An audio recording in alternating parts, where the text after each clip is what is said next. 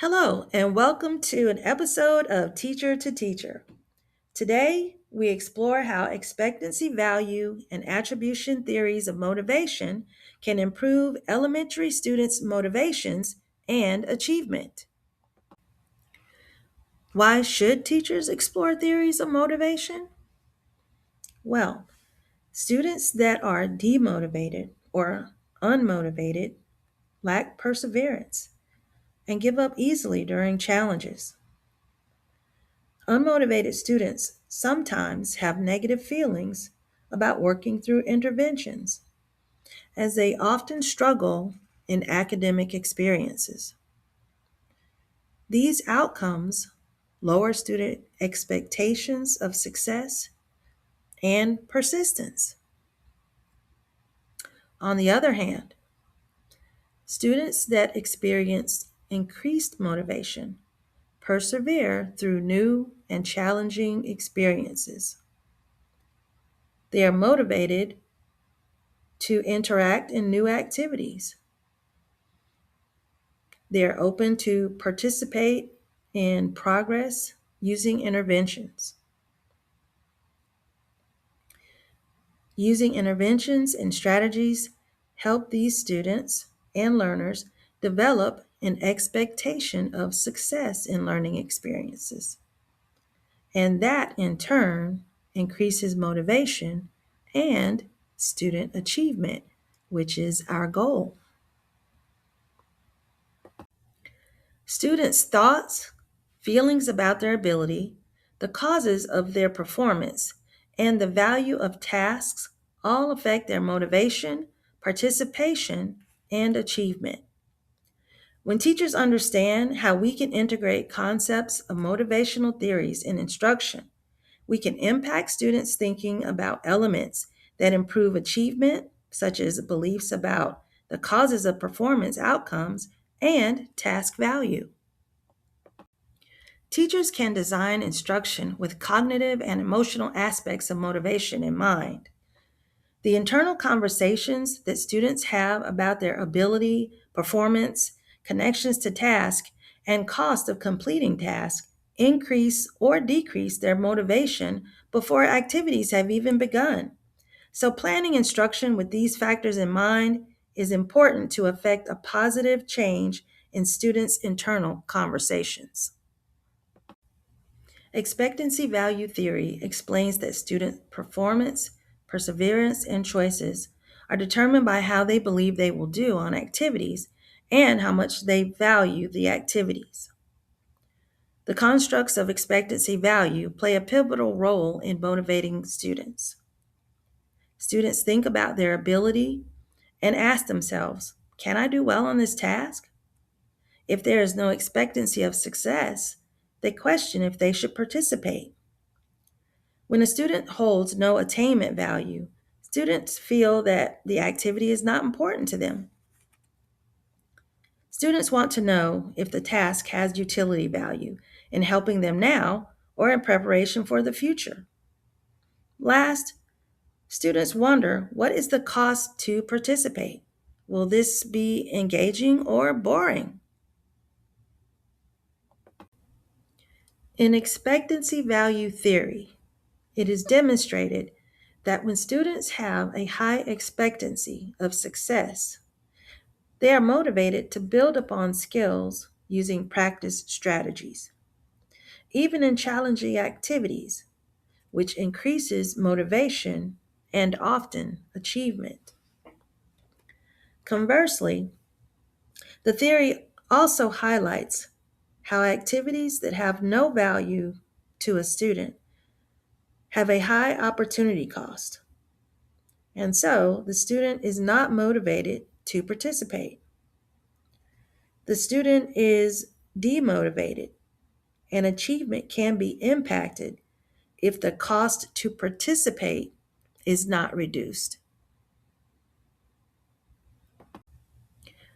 Students that believe they have the ability to complete a task, have an expectation of success, feel that the activity is important, believe that the task is useful, and feels that the task is worth the cost of participating will be motivated to persist and deepen understanding in learning activities, which increases progress. How students answer these questions affect their motivation, which affect their performance, persistence, interest, and participation, all of which impact achievement.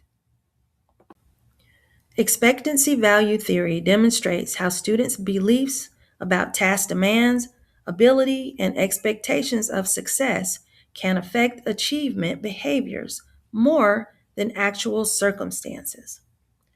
When teachers implement strategies that change these internal beliefs, students' motivation increases, and so do achievement choices of participation, confidence, resilience, and achievement.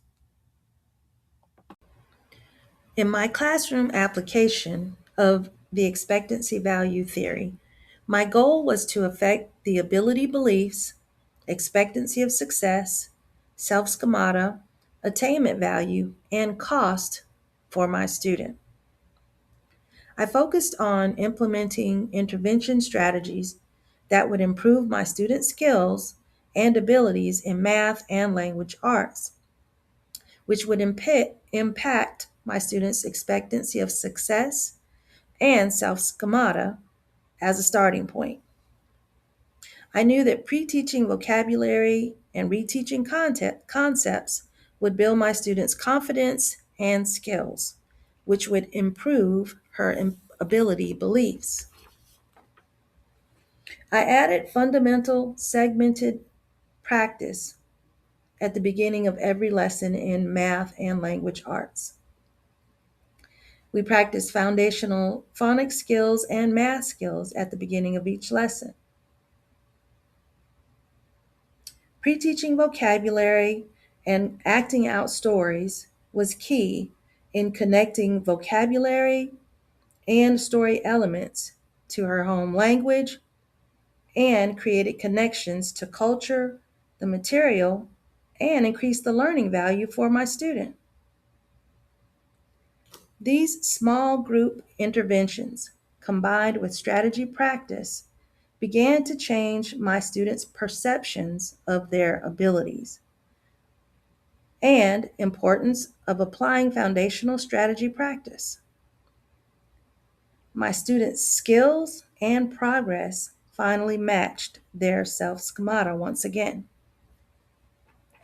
I made sure to highlight students' effort and progress to improve student schemata even further. The cost of not participating in activities became too great. My student was then motivated as they observed their successes. They participated more in interventions, applied strategies in math and language arts, and persisted even in new activities. I focused on implementing strategies that would affect my students' ability beliefs. I added foundational segmented practice in language arts and math, reteaching and practicing foundational skills in math and phonics. We acted out stories, connecting vocabulary and story elements to the student's home language, which created connections to the material and improved learning value for the students. In math, I added small group interventions, which began to change my students' perception of their abilities, the importance of applying foundational skills and strategies, and their progress, which began to match their own self schemata once again. I made sure to highlight effort to build and improve the student's self schemata. The cost of not participating became too great, and the student was motivated to participate in interventions, apply strategies, and persist in new activities. Our second motivational theory is Weiner's attribution theory, which can help teachers reflect on students' internal thoughts about why they succeeded or failed. After an activity, students wonder why they succeeded or failed. They determine a cause and then beliefs about this cause and success and failure. This belief causes positive and negative emotions, which can motivate students to persist or become demotivated if they experienced failure that they believe might be repeated. The theory of attribution explains how students search for a cause to attribute to their success or failure. Students attribute their success or failure to the factors of attribution theory, which are ability in their skills or knowledge, effort, strategies, task difficulty, or luck. Attribution theory demonstrates how students view internal factors such as effort, skills, and knowledge as controllable and view luck or task difficulty as external, uncontrollable factors. We also see that students view long term effort as stable, but see strategy use and situational effort as unstable or variable, which means those factors can change.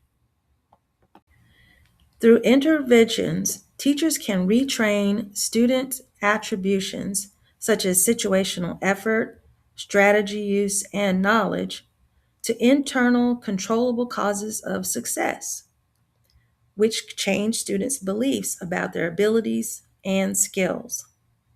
This change affects their emotions and increases student motivation. It is important that teachers facilitate students' attributions of success from uncontrollable external factors such as luck, task difficulty, partner help, or bias during attribution retraining. Partner help is advantageous, and collaboration and group activities are as well, but those activities are not always available during every learning experience. Helping students focus on strategies and other internal controllable factors like effort, strategies, knowledge, and skill growth allows students to observe small successes as they increase strategy use and situational effort to improve their skills and knowledge, and therefore motivation. My application of attribution theory seen here is focused on my students' motivational issues in English language arts and math. My student had a fear of failure from repeated difficulties experienced in school. This emotion, caused by the student's perception of their capabilities and repeated failure, decreased their ability to persevere during challenges and build foundational skills. I focused on affecting my students' internal controllable factors of using strategies to build skills and knowledge and increase effort. To build confidence, I implemented subject and morning routines that began to develop the students' confidence and expectations. I implemented interventions in whole and small group to model and reteach fundamental phonics skills like tapping and segmenting, and in math, skip counting to aid in addition and subtraction. I performed teacher check ins for each subject, which increased student accuracy, strategy use, skill application, and knowledge, and then provided specific praise for effort and strategy use. The combination of these interventions provided retraining in how my student attributed the causes of his success. The student began to see that effort, skills, and knowledge were internal factors within their control, and that using strategies increased his success. Retraining my students' attributions of success and failure increased the students' motivation socially and academically, which yielded increased achievement. Please take a look at the references that facilitated my applications of motivational theories in the classroom. Thank you for listening to this Teacher to Teacher episode. Take a moment to reflect on how you can apply expectancy value and attribution theories to increase student motivation and achievement in your classroom.